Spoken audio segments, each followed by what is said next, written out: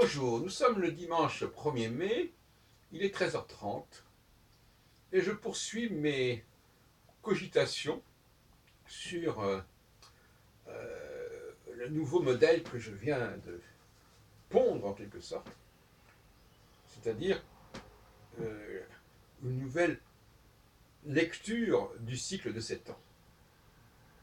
Que plus exactement, une nouvelle lecture de ce qu'on appelle la conjonction en astrologie. Qu'est-ce que la conjonction en astrologie? Et cette fois-ci, puisque j'en ai déjà parlé tout à l'heure, je voudrais me pencher un peu sur la femme et sur l'androgyne. Parce que, quelque part,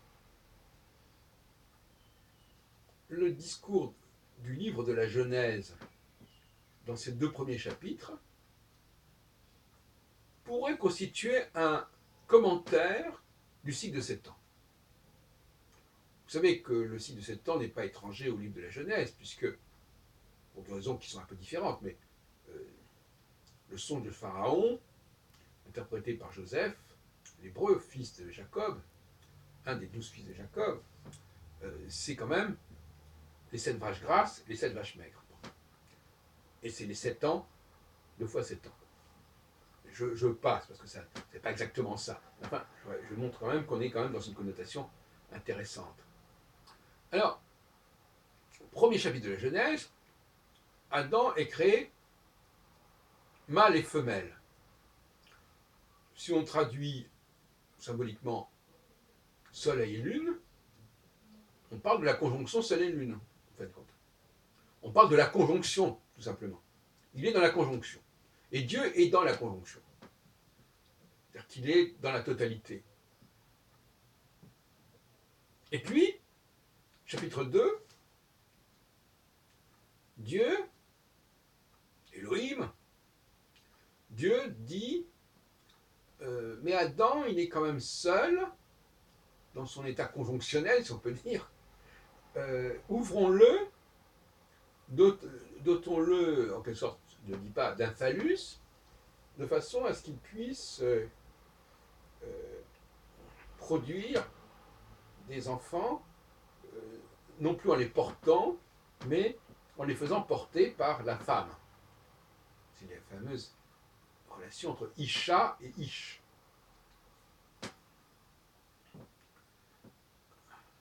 Ça, c'est le chapitre 2. Ben, ça résume un petit peu le cycle de 6 de 7 ans. 1, la conjonction androgynale, Soleil et Lune conjoints, et ça peut être aussi n'importe quelle autre planète ou étoile, mais c'est la conjonction. Et 2,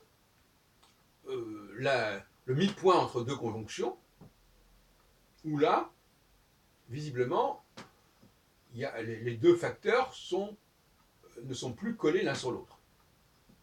C'est le cas de la disjonction, enfin c'est le cas de, vous avez un carré entre 2 planètes ou une opposition, ils ne sont plus collés. Et puis après, ils vont se recoller quand il y aura la nouvelle conjonction. Donc ça, on connaît. D'une certaine manière, la question que je pose comme ça, parce que je réfléchis avec vous, au fond, alors, est-ce que la femme serait particulièrement androgynale sur le plan psychologique? Est-ce qu'elle serait, parce que c'est une hypothèse que j'ai lancée par ailleurs, pour d'autres raisons, ne serait-ce que pour des raisons anatomiques, c'est-à-dire que la femme, physiologiquement, elle ressemble à l'androgyne. Elle ressemble à l'androgyne, elle n'a pas de phallus, et quand elle est enceinte, elle a certainement le même profil que l'androgyne quand il était enceint.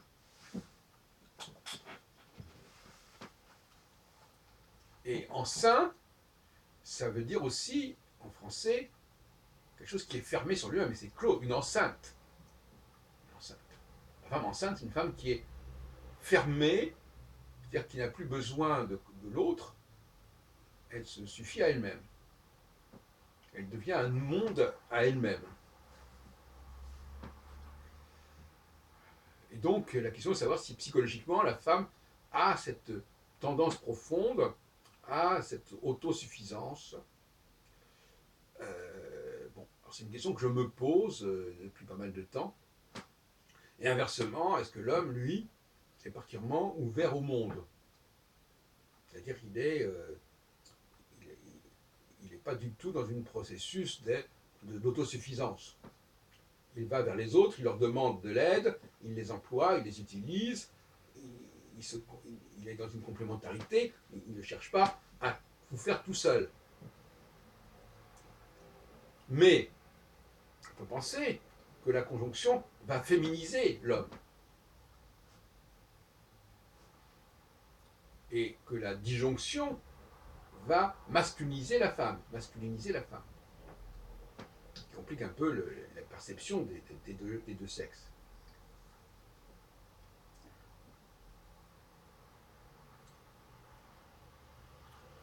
Donc, la conjonction va conduire psychologiquement l'homme, quand le phénomène se produit, c'est-à-dire qu'il se produit pour tout le monde en même temps dans mon système, hein. C'est pas par rapport à son thème natal, on est bien d'accord là-dessus. Il va conduire les hommes à se comporter comme des femmes, ou plus exactement avoir le même comportement que les femmes. C'est-à-dire, comportement un peu fermé sur eux-mêmes, un peu autonome, voire même un peu autiste. C'est-à-dire où l'on ne s'intéresse pas vraiment à l'autre, on n'attend pas grand-chose de lui, puisqu'on est, on est suffisant, self-sufficient. On se suffit à soi-même, et donc on a une espèce d'hubris comme ça, d'ivresse, en disant ah voilà, je peux tout faire tout seul, j'ai besoin de personne. Ce qui ne rend pas forcément les rapports évidents entre les gens. Je n'ai de conseil à recevoir de personne. Alors on me dirait, mais est-ce que les femmes se comportent comme ça d'abord? C'est assez compliqué. D'une certaine façon, elles se comportent comme ça, à condition qu'on les ait enclenchées. Si vous voyez ce que je veux dire. C'est-à-dire que, oui, sauf que, à partir du moment où, oui, mais pas avant. C'est exactement comme ce lecteur de CD, par exemple.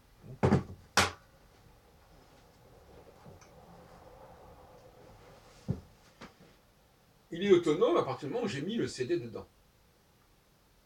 Et c'est moi qui mets le CD dedans. Donc c'est moi qui le démarre. Il est autonome. Étienne, c'est quoi aujourd'hui? Tu fais quoi d'ailleurs? Parce que je peux. Il est autonome une fois que je l'ai lancé. Donc c'est une autonomie, mais qui est une autonomie qui est le propre de quelqu'un qui a été enclenché. Et une fois qu'il est enclenché, il est autonome. Voilà comment je définirais la femme. C'est ce qui explique un côté un peu paradoxal.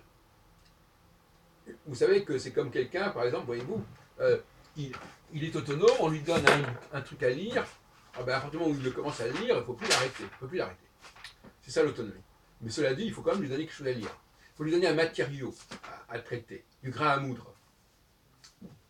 De même que, par exemple, la femme est autonome à partir du moment où elle tombe enceinte. Il faut quand même la mettre enceinte.